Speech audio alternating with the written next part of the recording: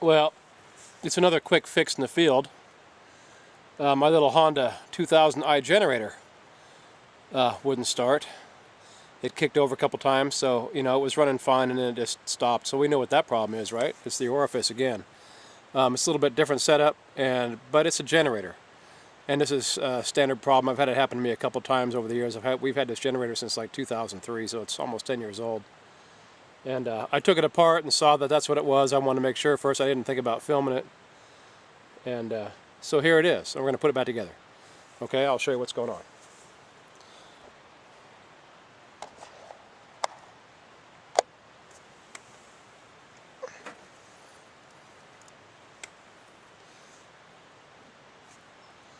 Okay, here's the orifice. It's all clean. I didn't have a needle, so I just blew it out. Just put it in my mouth. And I blew it back out the other end. Okay, that's all I did. And I went ahead and I blew out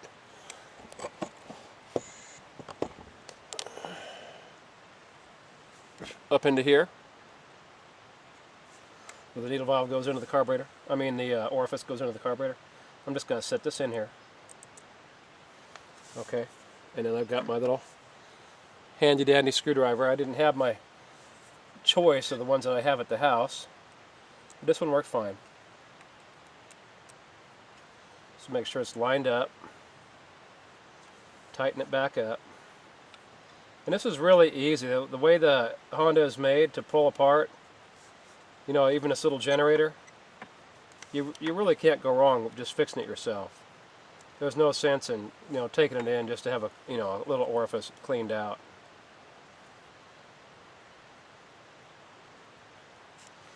And that's that. Okay. Now I want to get a towel here, a clean one. I don't know if you can see it, but I got a little bit of grit around the top of the gasket. I don't want that falling in. And I put a can down here. I still can't see it, huh? Anyway, I put a tin can down here to catch the gas when I drain the gas out. So, this is field work, so this is how it goes. See, I'm just pulling the stuff away from the top. So I want it clean. I don't want anything falling in there. Okay, that's good enough. But, this motor is really old. This is the first time I've ever pulled the carburetor off myself. So I want it to be clean, or clean enough when I put it back together. I want to take no chances with anything being able to go in there. Okay. So, alright, for my bowl, it was really full of gunk, and I already wiped it out. And I don't even know if it's going to start yet. We're just going to put it back together and see if it starts up. I'm sure it will. But, anyway. Yeah, I should pull this out too and clean this out. So I'm going to pull the drain out of here. Clean it out too. Clean it out really good.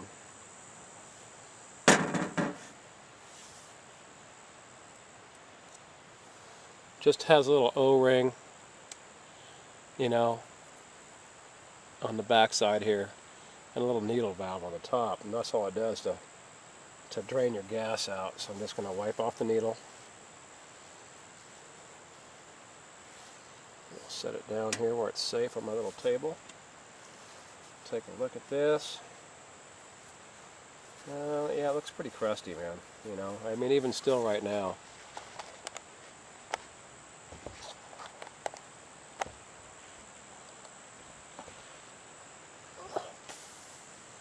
You can see it still looks pretty nasty. It's just a drain, so it really doesn't matter. But I'm just going to take this screwdriver right here and just use it like a cleaning bit. Focus. You can see how much came out of there, quite a bit. I'll do that again. I'm going to back this off though because it's not working too hot. The other way, obviously.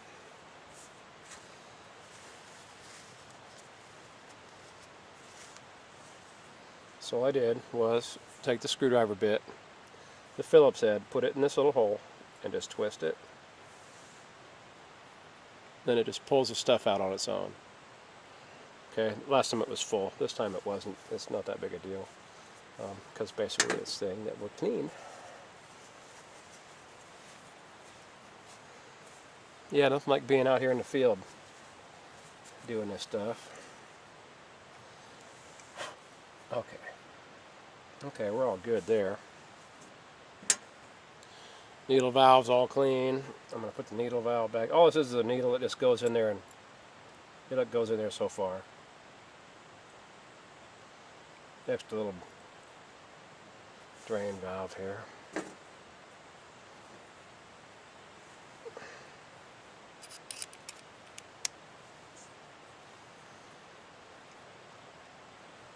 You know, I end up doing pretty much all my own stuff out in the woods, and you know, it's just not that big a deal.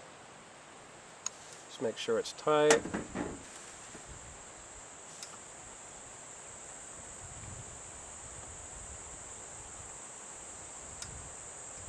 It's got an O-ring seal. I cleaned out.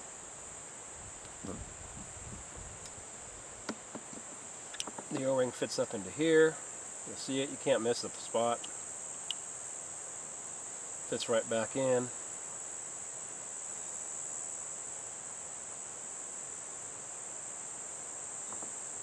Okay.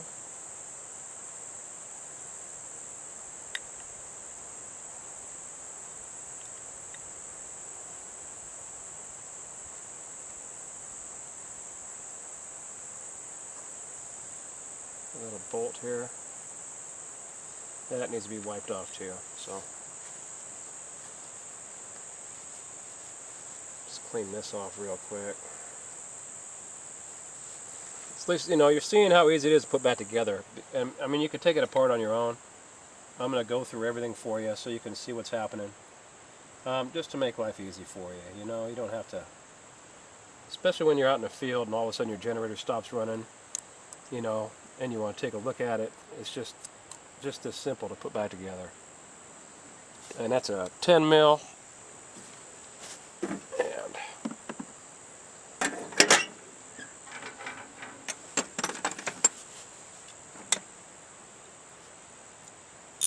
all you're going to be able to do is go hand tight.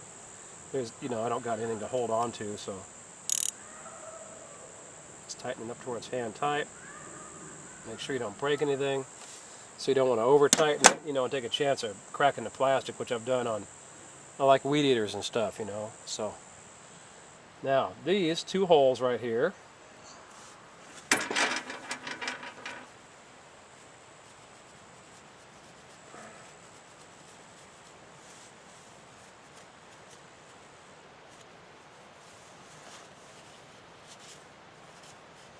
you know, I won't be able to see this back side again. I'm going to wipe it off here right now.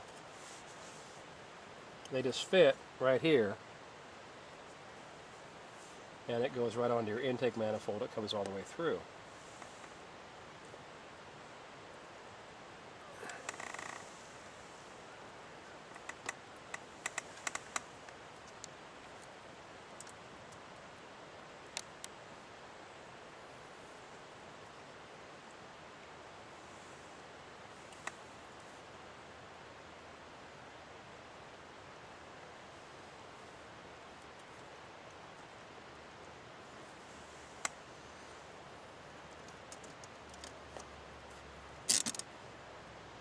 And it just sits back on there, and that's all there is to it. It just sits there.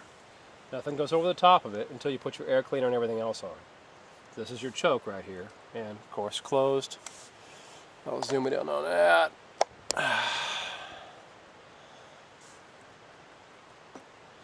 So here's your open and close on your choke. Closed, open.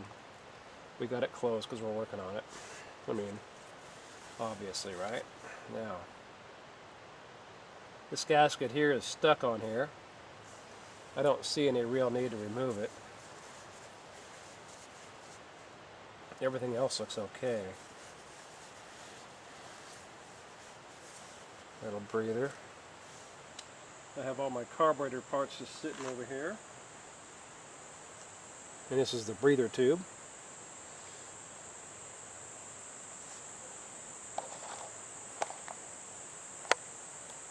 This is the breather tube right here. Here's your, once again, this is where you're going to clamp your 2 bolts onto. Out of your intake manifold is holding on the carburetor. So we're just going to stick this breather tube right here into this hole right here at the same time. We're putting these on.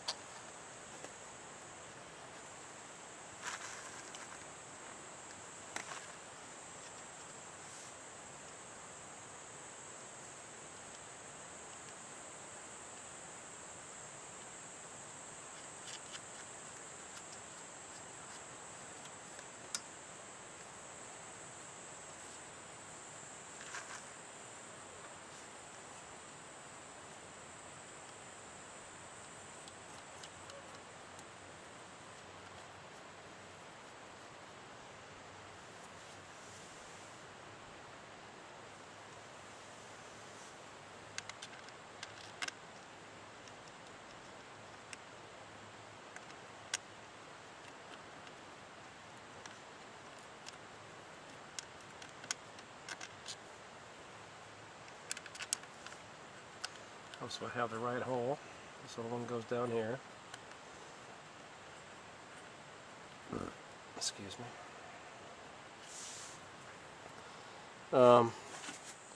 What's nice?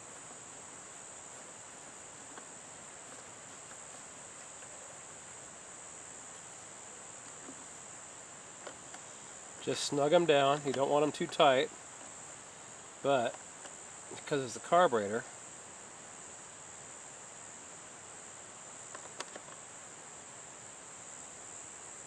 you want them tight enough. I mean, if I had a torque wrench here, I would be using a torque wrench on these to get the precise torque, but I don't. Which is how it goes out in the bush. It's in my Hummer and I got my Honda down here today.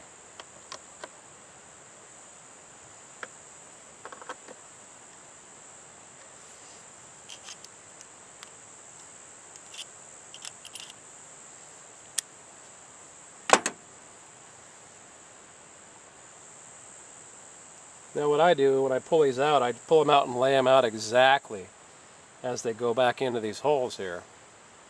So this is how this came out. It's going to go right back in the same way. And this is how this came out. You can actually see where the bolt pushed in on this side, and this is your bottom for your intake. It's going to push it back in the same way.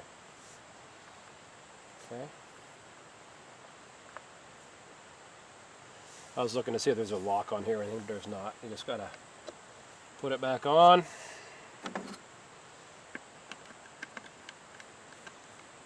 Screw it back in. And the breather tube was being a pain in the butt, so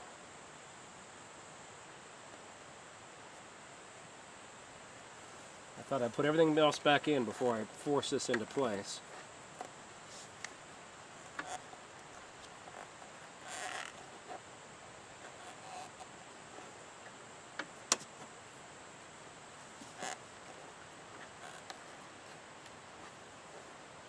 And there it goes, right back into place. Alright, so that's it. I'll leave this off to start it up. Let's test it out, see if it runs. Turn this to on. Choke it up. Actually, choke is already on, huh? Isn't it? Turn it on.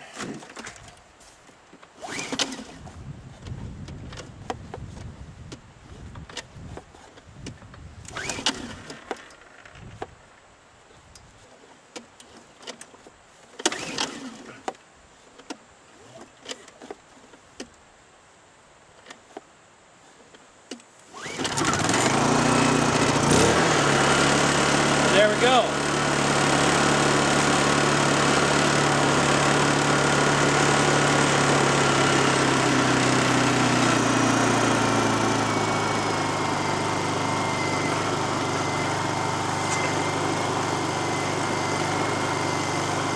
And that's it. That's as loud as this carburetor on this generator gets.